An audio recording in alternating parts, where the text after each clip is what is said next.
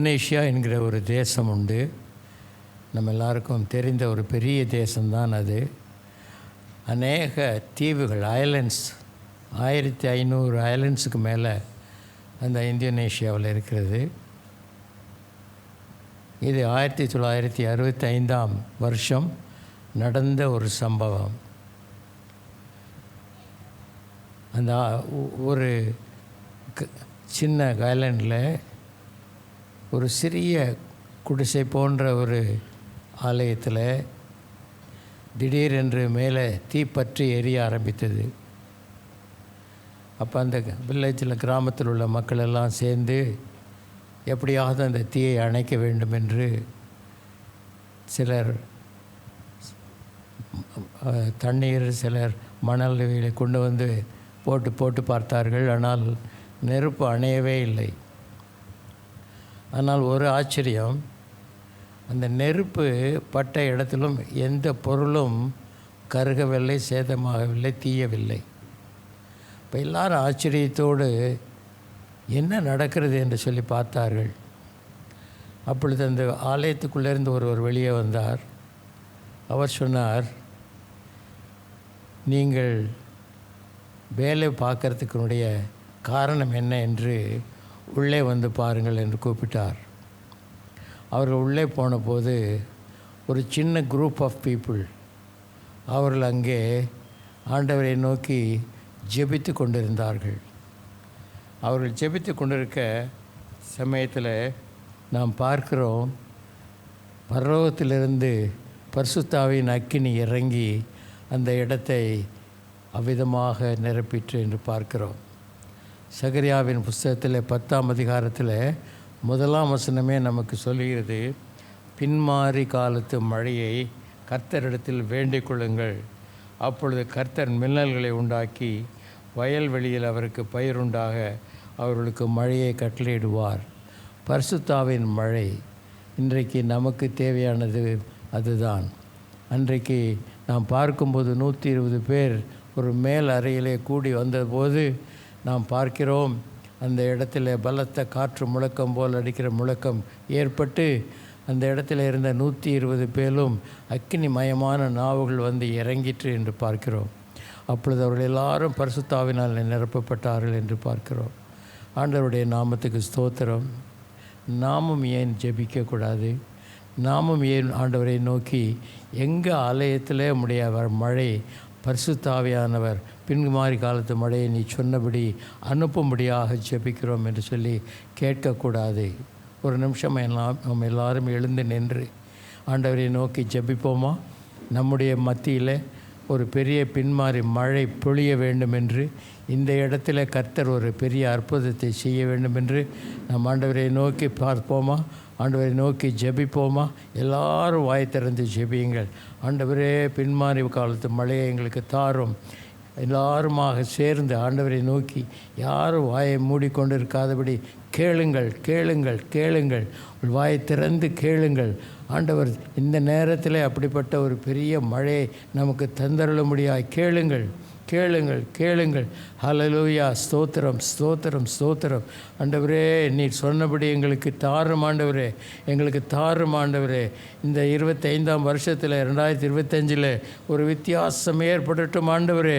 எங்கள் சபையில் ஒரு வித்தியாசம் ஏற்படட்டும் ஆண்டவரே. எங்கள் சபை மாறட்டும் ஆண்டவரே. ஆண்டவரே, பழைய நிலையிலிருந்து புது நிலைக்கு வரட்டும். உம்முடைய பரிசுத்த ஆவியின் மழை பெய்யறதுனாலே, பரிசுத்த ஆவியானவர் எங்களை நிரப்புகிறதுனாலே ஆண்டவரே ஒரு பெரிய மாறுதல் உண்டாகும்படி செய்தருளும் ஆண்டவரே, செய்தருளும் ஆண்டவரே, செய்தருளும் ஆண்டவரே, செய்தருளும் ஆண்டவரே. நன்றி ஆண்டவரே, நன்றி. எங்கள் ஜெபத்தை கேட்டதற்காக நன்றி, எங்கள் ஜெபத்தை கேட்டதற்காக நன்றி ஆண்டவரே. அப்படியே நீ செய்கிறீர், அதற்காக உம்மை ஸ்தோத்தரிக்கிறோம், துதிக்கிறோம், மகிமைப்படுத்துகிறோம். உம்முடைய நாமத்துக்கே மகிமை உண்டாவதாக. இயேசுவின் நாமத்தில் ஜெபிக்கிறோம் நல்ல பிதாவே, ஆமேன். அப்போஸ்தலர் மத்தேயு சுவிசேஷம் 10ஆம் அதிகாரம்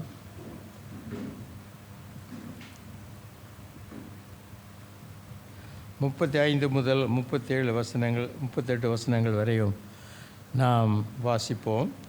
மத்தேயு சுவிசேஷம் 9ஆம் அதிகாரம், மத்தேயு 9 35 38 வரைக்கும் யாராவது சத்தமாய் வாசிக்க முடியுமா?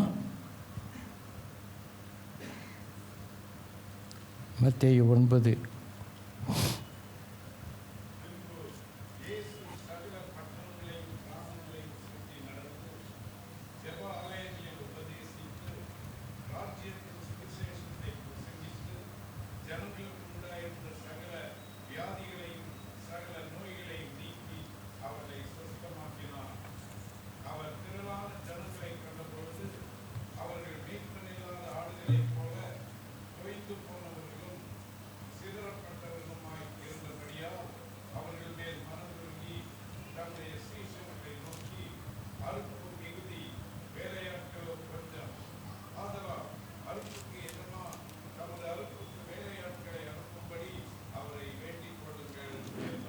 ஆமேன், ஆமேன்.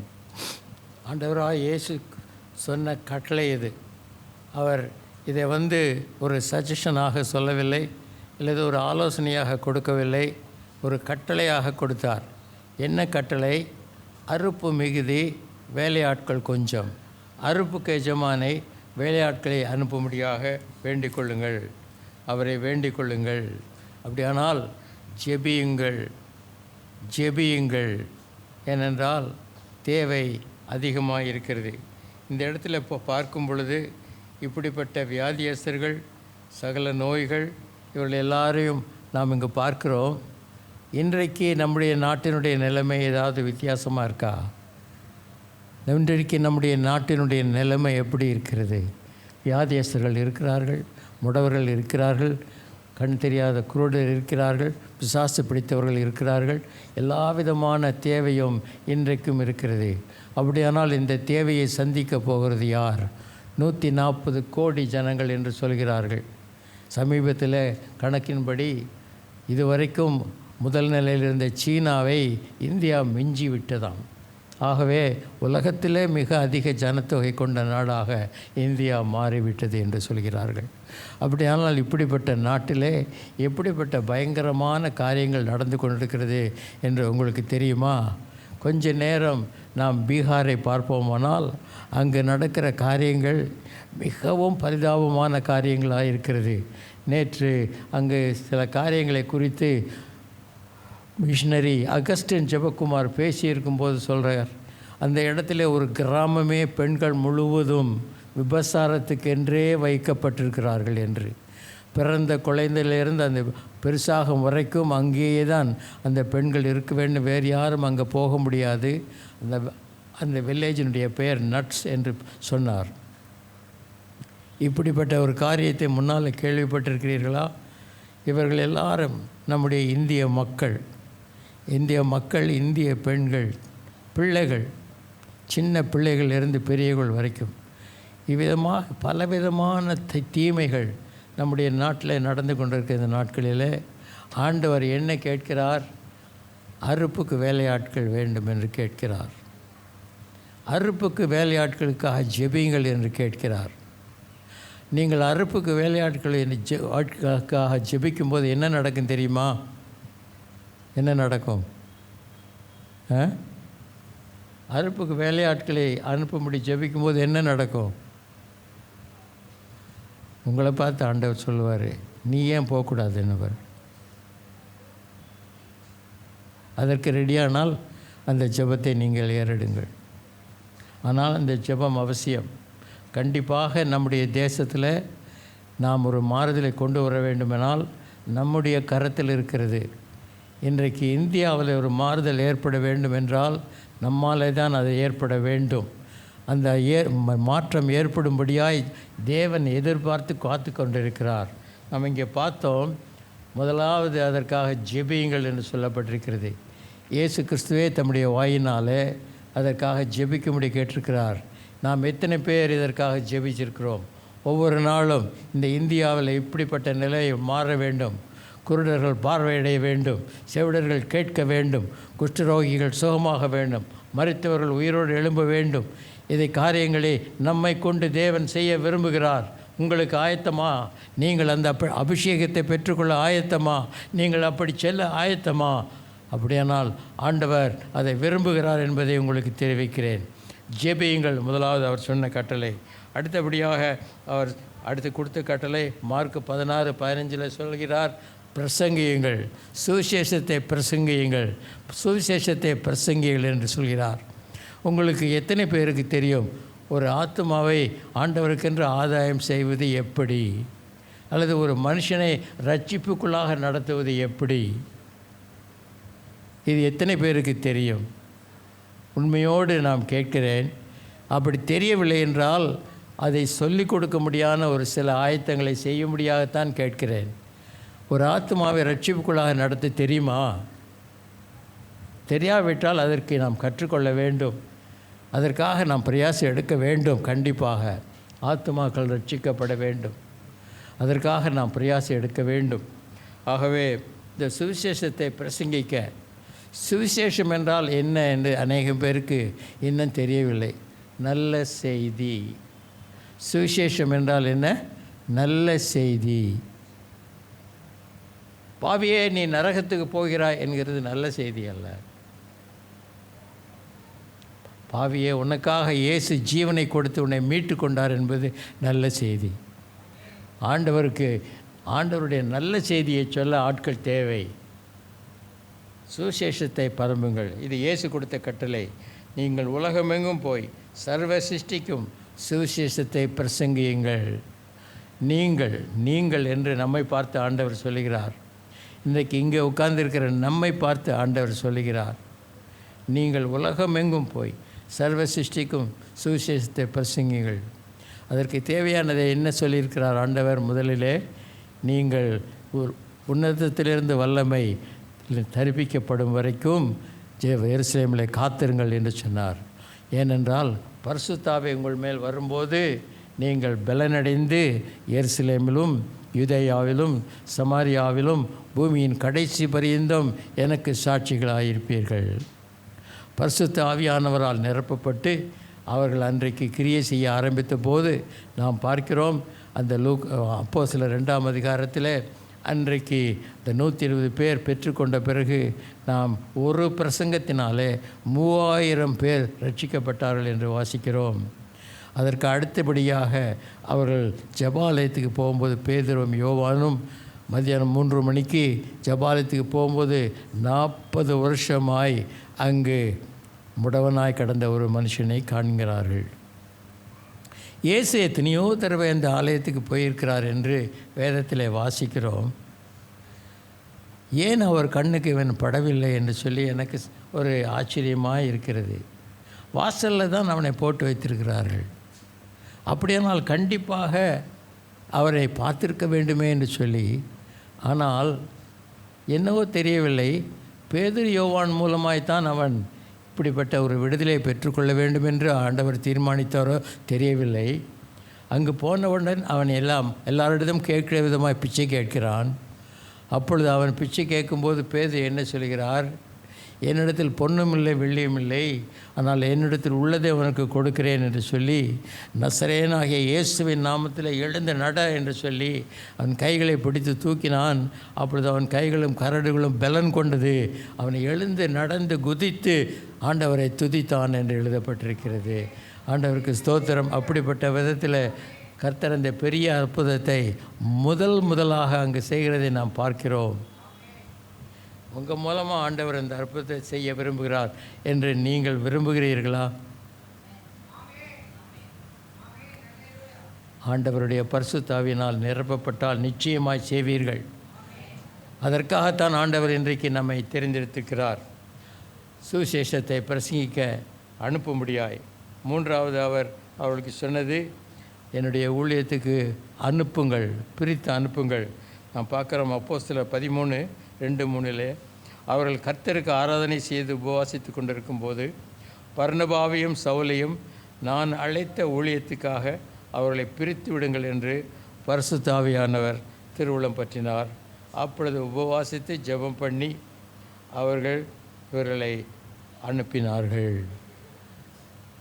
ஆகவே ஜெபம், பிரசங்கம், அனுப்புதல் இது ஆண்டவருடைய கட்டளை என்பதை நாம் பார்க்கிறோம். ஆண்டவருடைய நாமத்துக்கு ஸ்தோத்திரம். நம்மை குறித்து நமக்கு இன்றைக்கு சில விதமான அபிப்பிராயங்கள் இருக்கிறது. ஆனால் இன்றைக்கு தேவன் நமக்கு சில காரியங்களை சொல்ல விரும்புகிறார். அதில் ஒரு காரியம் எனக்கு ரொம்ப டச் பண்ணது. யாக்கோபில் நாம் பார்க்கும்போது அந்த கடைசி அதிகாரத்தில் ஒருவனை பற்றி போட்டிருக்கிறது. என்ன போட்டிருக்கிறது என்று பார்க்கும்போது, யாக்கோபு 5ஆம் அதிகாரம் 17ஆம் வசனம். யாக்கோபு எழுதின நிருபம் 5ஆம் அதிகாரம் 17ஆம் வசனம் வாசிங்க.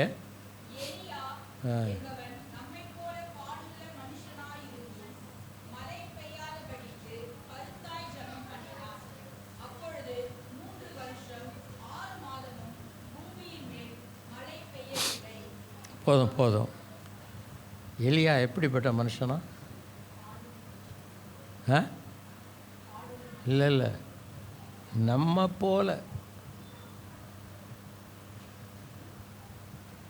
அவர் பெரிய தீர்க்கதரிசிங்க, அதனால் அப்படி நடந்துச்சின்னு சொல்லலாம். ஆனால் இந்த இடத்துல போட்டிருக்கு, நம்மை போல பாடுள்ள மனுஷன். அவன் என்ன செஞ்சானா? கருத்தாக ஜெபம் பண்ணினான்.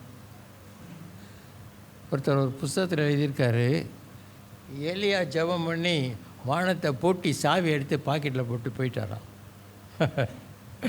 ஆச்சரியமாக இருக்குல்ல? 3.5 வருஷம் மழை பெய்யவில்லை. எலியா அதற்காக தான் ஜெபித்தார். அப்புறம் ஜெபித்தார், மழை பெய்தது என்று பார்க்கிறோம். அவன் சாதாரண ஆள் அப்படின்னு சொல்லி இங்கே எழுதியிருக்கு. நம்மை போல பாடுள்ள மனுஷன், இல்லைன்னா நீங்கள் வேறு மாதிரி அர்த்தம் கொண்டுருவீங்க அப்படின்னு தான் சொல்கிறாரு. உங்களுக்கும் அவருக்கும் வித்தியாசம் இல்லை. நமக்கு என்னென்ன பிரச்சனை இருக்கோ அதெல்லாம் இருக்குது. ஒரு பிரச்சனையை மாத்திரம் சொல்கிறேன், சோர்ந்து போகிற ஒரு பிரச்சனை. நம்ம எத்தனை பேர் இது வரைக்கும் சோர்வே அடையவில்லை என்று சொல்லுவீங்க? நான் இது வரைக்கும் வாழ்க்கையில் எனக்கு எந்த விதமான சோர்வும் வந்ததில்லை அப்படின்னு சொல்கிறவங்க யாராவது இருக்கீங்களா? உண்மையாக தான் சொல்கிறீங்களா? ஒருத்தர் கூட கை தூக்க மாட்டேங்கிறீங்க.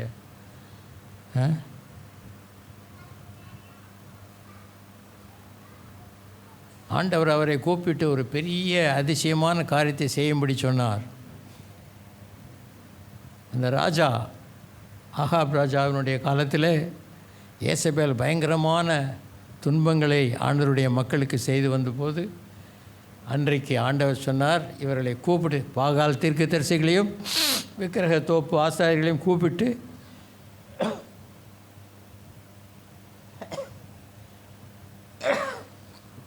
கர்த்தர் தெய்வமானால் அவரை பின்பற்றுங்கள், பாகால் தெய்வமானால் பாகாலை பின்பற்றுங்கள்.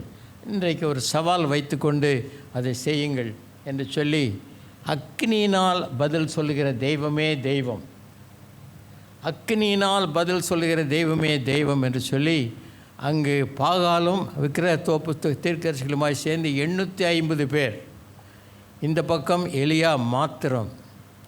நீங்கள் உங்கள் தேவனை நோக்கி கூப்பிடுங்கள், நான் பிறகு என்னுடைய தேவனை நோக்கி கூப்பிடுவேன். பலிபீடத்தின் மேலே பலியை வைத்துவிட்டு வானத்திலிருந்து அக்கினி வந்து, இந்த அக்கினினாலே பலிபீடத்தில் இருக்கிற அந்த பலி அது நெருப்பினால் சுடப்பட வேண்டும், அதற்காக கூப்பிடுங்கள் என்று. நீங்கள் அதிகமான பேர் இருக்கிறபடினால் முதலிலே நீங்கள் செய்யுங்கள் என்று அவர்களுக்கு எலியா சொன்னார். அப்பொழுது அவர்கள், பாகாலே பாகாலே எங்களுக்கு பதில் சொல்லும் என்று சொல்லி, அக்கினியினாலே சொல்லும், இந்த பலியை ஏற்றுக்கொள்ளும் என்று சொல்லி ரொம்ப தூரம் ஜெபித்து கொண்டிருந்தார்கள். சிலர் தங்களை காயப்படுத்தி கொண்டு கூட ஜெபித்து கொண்டிருந்தார்கள். ஆனாலும் அவர்கள் சாயங்காலம் மட்டும் எந்த விதமான பதிலும் வரவில்லை.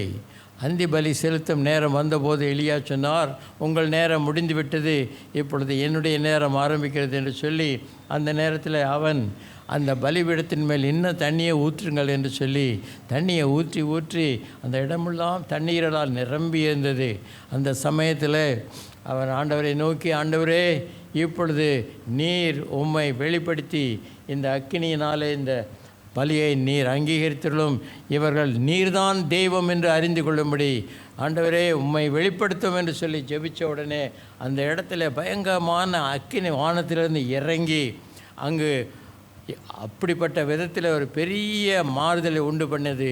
அப்பொழுது எல்லாரும் சேர்ந்து சொன்னார்கள், கர்த்தரே தெய்வம், கர்த்தரே தெய்வம், கர்த்தரே தெய்வம் என்று ஏற்றுக்கொண்டார்கள். அப்பொழுது அங்கு எலியா என்ன சொல்கிறார், இந்த பொய் தீர்க்கதரிசிகளை ஒருவரையும் விட்டு வைக்காதீர்கள், அத்தனை பேரையும் கொலை செய்யுங்கள் என்று சொல்லி அவன் கட்டளையிட்டு அந்த இடத்துல பெரிய விதமாக அந்த பாகாலுடைய தீர்க்கதரிசிகளும் விக்கிரக தோப்பு ஆசாரியர்களும் கொலை செய்யப்படுகிறார்கள் என்று பார்க்கிறோம். இவர்களை ஆதரித்து வந்த அந்த ராஜாவினுடைய மனைவி எசபேல், அவள் இதை கேட்ட உடனே சொன்னாலும், நாளைக்கு இந்த நேரம் வரைக்கும் எலியா தலை அவன் உடம்புல இருந்துச்சுன்னா நாம் அதுக்கு பொறுப்பில்ல, அதற்கு முன்பாக அவன் தலையை நான் வாங்க போகிறேன் என்று சொல்லி அவள் பெரிய கட்டளையிட்டிருக்கிறாள். இதை எலியா கேட்ட உடனே என்ன பண்ணிட்டாரு, அங்கேருந்து பெரிய ஓட்டமாக ஓட ஆரம்பிச்சிட்டாரு. ஏன்? உயிரை காப்பாற்றணுன்னு ஓடுறாரு. ஒரு வேலைக்காரன் கூட வந்து அவனையும் வழியில் நிறுத்திட்டு அவர் போகிறாரு. போகிற வழியில் ஒரு சூறை செடி இருக்குது, அங்கே போய் கொஞ்ச நேரம் படுத்து ரெஸ்ட் பண்ணுறாரு. ரொம்ப உஷ்ணம் ஜாஸ்தி வந்த உடனே ஒரு வேளை அவருக்கு அந்த தலையில் முடி இருந்ததோ இல்லையோ தெரியல, ரொம்ப வெயில் தாக்கணுன்னே அவர் எந்திரிச்சு வேறு இடத்துக்கு போகலான்னு பார்க்குறாரு. ஆனாலும் அங்கே கொஞ்சம் தூரம் போயிட்டு மறுபடியும் படுத்து தூங்க ஆரம்பிச்சிடுறாரு. இந்த எலியா யூஸ்லெஸ், இவனை விட்டுடலாம் அப்படின்னு சொல்லி ஆண்டவர் விடவே இல்லை பாருங்கள். இந்த எலியா என்ன செஞ்சாலும் ஆண்டவர் அவன் பின்னாலேயே இருந்துகிட்ருக்காரு. ஐயோ எலியா ரொம்ப டயர்டாக இருக்காருன்னு சொல்லிவிட்டு அவருக்கு ஒரு தூதனை அனுப்பி சுட சுட ரொட்டியும் அவனுக்கு அதை தொட்டுக்க மாம்சமும் கொடுத்து சாப்பிட சொல்ல அப்படின்னு.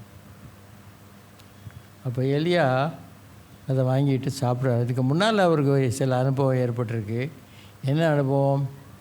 காகங்களால் போஷிக்கப்பட்டாருன்னு பார்க்குறோம். அப்புறம் அந்த இந்த கேரித்த ஆற்றண்டையில் போயிட்டு தண்ணி இருக்கிற வரைக்கும் அங்கே இருந்தார். அதுக்கப்புறம் தான் ஒரு விதவைக்கிட்ட அவர் அனுப்புகிறாங்க அப்படின்னு சொல்லி பார்க்குறோம்.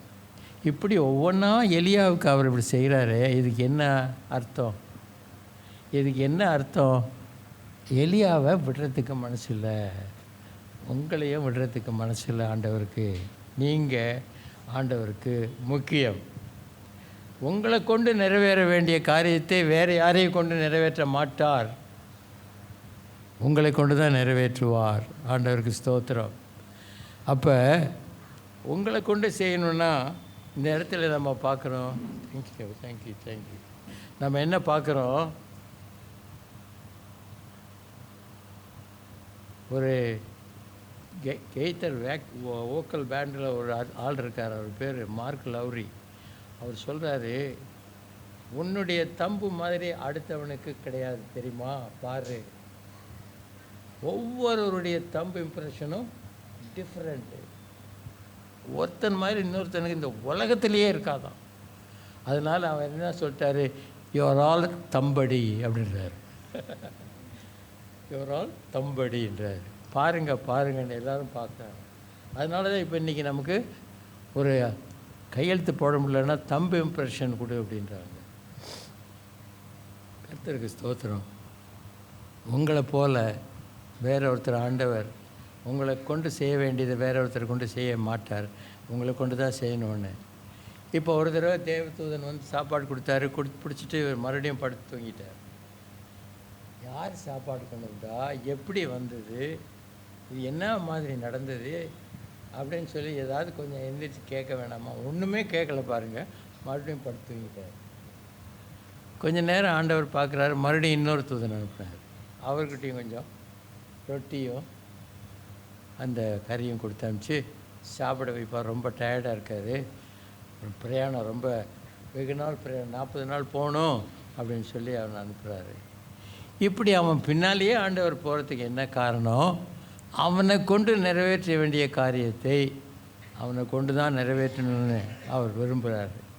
ஆண்டவருக்கு ஸ்தோத்திரம். அதற்கு பிறகு நீங்கள் படித்து பார்த்தீங்கன்னா தெரியும். இன்றைக்கி எல்லாத்தையும் சொல்ல எனக்கு நேரம் இல்லை, ஆனால் ஒரு காரியம் சொல்கிறேன். சோர்ந்து போய் வந்த எலியாவை ஆண்டவர் இவ்விதமாக போஷித்து அவனை கொண்டு பெரிய காரியத்தை 2 ராஜாவை அவர் அபிஷேகம் பண்ணவும் எலிசா என்கிற மனுஷனை தன்னுடைய ஸ்தானத்தில் அபிஷேகம் பண்ணவும் அவ்விதமாய் ஆண்டவர் அந்த ஊழியத்தை கொடுத்து அனுப்புகிறார் என்று பார்க்குறோம். இப்படிப்பட்ட பெரிய காரியங்களை செய்கிறார். பிறகு மறுபடியும் ராஜா கிட்ட போய், ராஜா மழை பெய்யல, இப்போ மறுபடியும் நான் ஜெபிக்க போகிறேன், மழை பெய்ய போகுது, அப்புறம் நீங்கள் உடனே புறப்பட்டு போயிட வேண்டியிருக்கும் அப்படின்னு சொல்லிட்டு போய் ஜெபம் பண்ணுறாராம். வேலைக்காரன்ட்ட சொல்கிறாரு, வெளியே போய் பாரு, ஏதாவது அடையாளம் வானத்தில் தெரியுதான்னு. ஒன்றும் தெரியலன்னா, இல்லை இன்னும் 7 தடவை போய் பாரு நான் ஜெபம் பண்ணும்போதுன்னு. 7வது முறை ஜெபம் பண்ண பிறகு பார்த்தா ஒரு கையளவு மேகம் அங்கே தோணுது அப்படின்னா. உடனே சொன்னார், ராஜா புறப்பட்டு ஓடு, பெரிய மழை வரப்போகுது. 3.5 வருஷம் மழையே கிடையாது பாருங்கள். ஆனால் இப்போ இவர் சொல்கிறாரு, பெரிய மழை வரப்போகுது, உன்னை தடை பண்ணாதபடி சீக்கிரம் ரதத்தை பூட்டி ஓடுங்கன்னாரு. அவர் சொன்னபடியே அவர் புறப்பட்டு போகிறாரு. ஆனால் அதுக்கு முன்னால் இவர் ஓட்டமாக ஓடி இந்த ரதத்துக்கு முன்னால் போய் சேர்ந்துட்டார் அங்கே ஊருக்கு, நகரத்துக்கு.